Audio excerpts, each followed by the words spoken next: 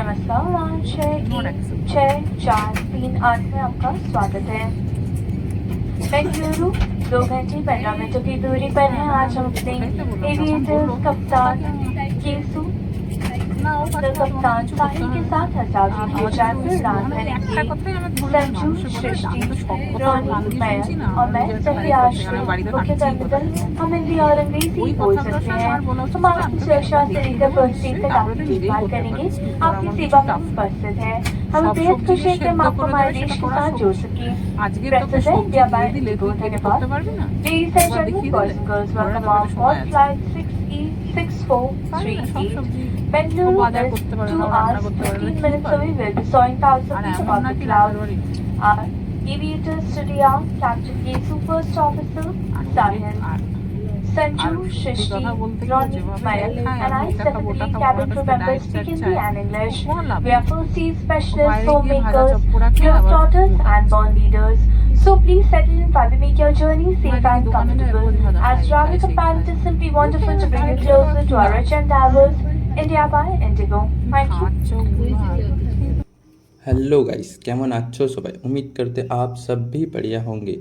और मैं निकल चुका हूँ रात के 12 बजे घर से एकदम, और रात के ठीक 10:30 बजे उससे पहले मैंने पकड़ ली हावड़ा से VS2 स्पेशल लग्जरियस WBTC की तरफ से स्पेशल लग्जरी बस सीधा हावड़ा स्टेशन से आप लोगों को ले जाएगा Calcutta international airport, Netaji Subhash Chandra Bose international airport. तो मैं चुपचाप बस में बैठ गया और पूरा सफ़र रात के टाइम को कलकत्ता के अनजान गलियों के बीच से हमारा बस चलता गया और मैं रात के अंधेरे में कलकत्ता शहर का लुत्फ़ उठा रहा था। ठीक इसी टाइम पे हम लोग कुछ देर बाद मुझे बहुत भूख लगी और मैं अपने डिब्बों से खाना निकल के खाने लगा। फिर खाते हमारी बस में चल रही थी रात के 12 बजे AC, और जिस AC से मुझे इतना ठंड लग रही थी, मैं क्या ही बताऊँ आप लोगों को। बहुत ठंड लग रही थी मुझे, ना जाने क्यों इस सफ़र पे मुझे लग रहा था कि बस में भूत है, लेकिन बस में तो भूत नहीं निकला। लेकिन मेरे सामने वाले सीट में एक छोटा सा बच्चा था 2 साल का, जिसको इतनी ठंडी लगी कि उसने खास कर उल्टी कर दी। तो मैं चुपचाप बस से निकलने की सोच रहा था, तभी हम एयरपोर्ट पे पहुंच गए।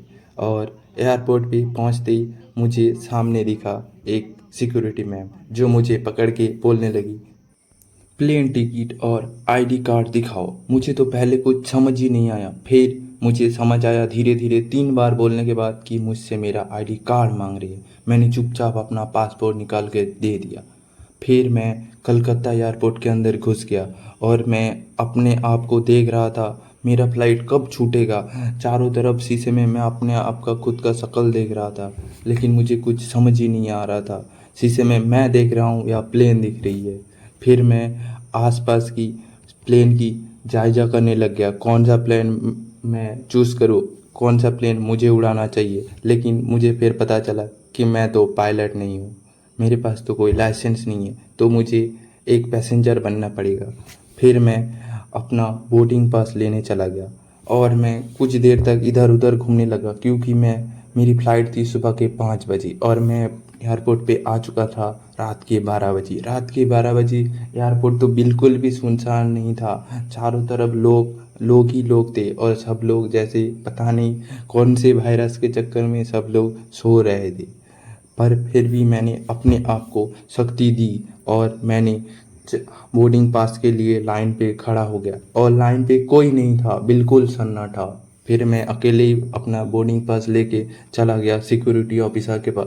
उन्होंने पता नहीं क्या देखा, एक कंप्यूटर के अंदर कुछ देख रहे थे, मेरे बैग को झांक रहे थे।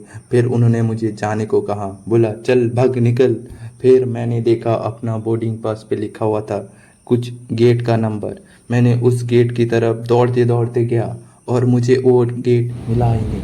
मुझे लगा मैं तो एयरपोर्ट के अंदर खो गया हूँ।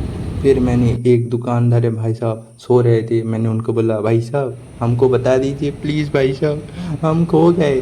तो उन्होंने बोला, बच्चे तुम खोए नहीं हो, सीधा चलते जाओ तुमको मिल जाएगा। फिर हम चलते गए और मुझे अपना सीट मिल गया। सीट मतलब प्लेन का सीट नहीं, सीट मतलब एयरपोर्ट का लाउंज। ठीक है, मैं बहुत देर तक इंतज़ार करता रहा, मैं बोर हो गया। फिर मैं क्या करूँ? बहुत देर तक इधर-उधर घूमने के बाद मुझे लगा यहाँ पर इतनी सारी दुकानें हैं, मैं थोड़ा-सा घूम लेता हूँ, कुछ शॉपिंग वगैरह कर लेता हूँ। लेकिन मेरी बजट थी बहुत टाइट। मैं इधर-उधर बहुत घूमता रहा। मैं सारे चीज़ों का प्राइस पूछने लगा। मुझे मोमो वाले बहुत पसंद आ गए। लेकिन मैं क्या करूँ, ना मोमो खा सकता, ना मोमो वाले मुझे प्राइस कम करके कुछ दे रहे थे। तो मैं क्या करूँ, मैं मोमो की याद में थोड़ा सा रो लिए, फिर अपने दिल पे पत्थर रख के चुपचाप निकल गए। फिर बहुत देर इंतज़ार करने के बाद हम लोग पहुंच गए बोर्डिंग पास लेके अपने यार प्लेन में चढ़ने के लिए। और प्लेन पे चढ़ते ही मुझे अपना सीट मिल गया, क्योंकि मेरा सीट था सबसे लास्ट में। लेकिन मेरा सीट था विंडो सीट। मैंने चुपचाप अपना सीट को कब्जा कर लिया और ऐसे बैठ गया जैसे ये सीट अब पूरा ज़िंदगी भर के लिए मेरा है। और मैं बाहर का नज़ारा का लुत्फ़ उठाने लग गया। आप लोगों को मेरा वीडियो कैसा लगा, आप लोग ज़रूर मुझे बताना। और आप लोग बाकी का रास्ता चुपचाप अपना मेरा सफ़र का वीडियो देखते रहिए। और मेरा वीडियो आप लोगों को कैसा लगा, आप लोग ज़रूर छोटा सा कमेंट करके बताना। मैंने जितना हो सके मज़ेदार करने की कोशिश की, लेकिन मुझे लगा कुछ नहीं हुआ, मुझे पता है। फिर भी मैं आप लोगों को सब कुछ डिटेल्स में बता दिया हूँ। लेकिन आप लोग फिर भी जानना चाहते हो, देखो फास्ट डोमेस्टिक फ़्लाइट में इतना ज़्यादा कुछ झंझट नहीं होता। आप लोग थोड़ा सा पहले जाओ, 1 घंटा पहले कम से कम जाओ, और सब कुछ देखो। एक एक चीज़ आप लोगों को सब कुछ समझ में आ जाएगा। खुद जाओ, खुद जाके फेस करो उन सिचुएशन को, आप लोगों को सब कुछ समझ में आ जाएगा। कोई दिक्कत नहीं है किधर भी। और मैं कलकत्ता से बेंगलोर जा रहा हूँ फ़्लाइट पे, तो मैं आप लोगों को सब कुछ मतलब जितना भी मैंने कैमरा पे रिकॉर्ड किया है आप लोग देखो, और आसमान की, खुले आसमान की सुंदर सुंदर नज़ारे को एंजॉय करो। ठीक है, फिर मिलेंगे किसी और दिन किसी और नए वीडियो के साथ। तब तक के लिए बाय, जय हिंद।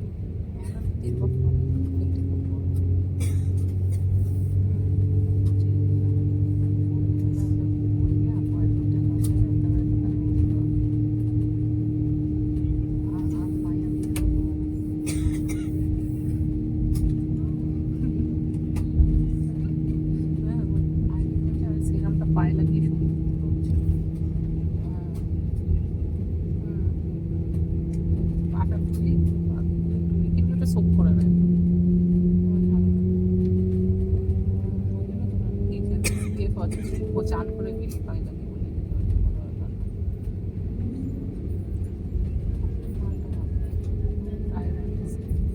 ফসা হাতের রাজ তৈরি।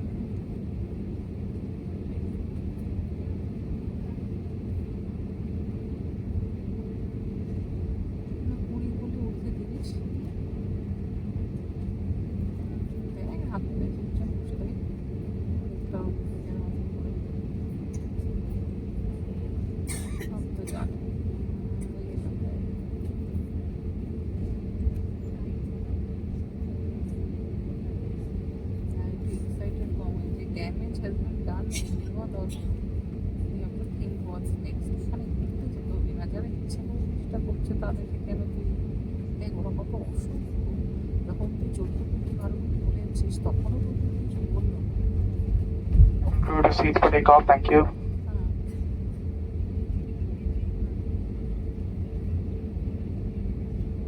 তখন ওকে কিছু বললো না, এই বদমাইশটাকে, দুটো বদমাইশ কেন বলে তুমি ছটা নয় আর গেম ছিল ওদের ছটা নয়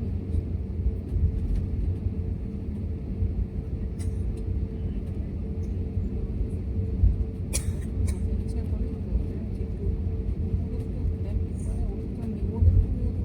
ওদের সাথে পেশেন্স ইউজ করছিস, আমি তো ওদের মিশন সাকসেসফুল। আর একটা একটা কাস্টমারকে ধরে গালি দিয়ে দেয় যে কাপড় যে নোটিস পিরিয়ড আছে ধরে ধরে কাস্টমারকে গালি দেয়, কখন নাচ যদি থাকে ওকে যদি বার করে দিবি, আমি তো জানিও করবে। আমি যদি ওসব পেশেন্স মিস করি তাহলে তোমাদের তো চাপ দিতে হবে আমার। হ্যাঁ, তাহলে ও কাজ ভালো করছে না, আমি ওকে বের করে দিচ্ছি, ও নোটিস পিরিয়ড আছে কোন কাজ করতে খুব ভালো কাজই করবো। আমি সেখানে যদি রেগে যাই তাহলে তো মিশন সাকসেসফুল, তুমি তো ঠিক সেটাই করবি। ওটা করে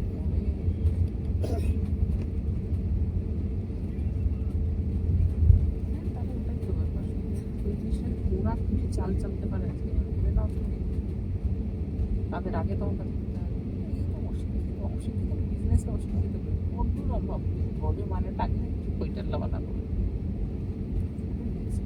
না।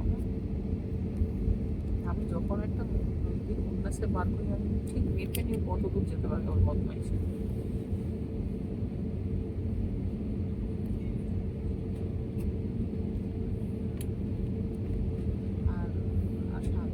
মালগুলো তুলতে পারছে যে বেলুনটা বানাগুলো করছে, ওকে ওকে ওকে ওকে বল তোমার একটু তুমি এক কাজ করো, ওর সাথে বসো, সবাইকুর সাথে বসো কনফারেন্স, ওকে লজ্জা দিতে হবে। তোমার মনে হয় ওটা করো,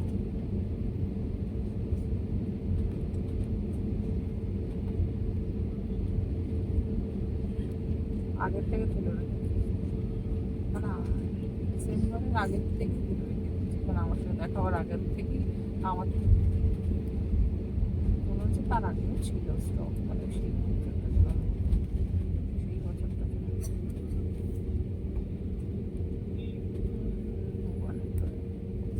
তুমি আমার কিন্তু সহায়তা করছো।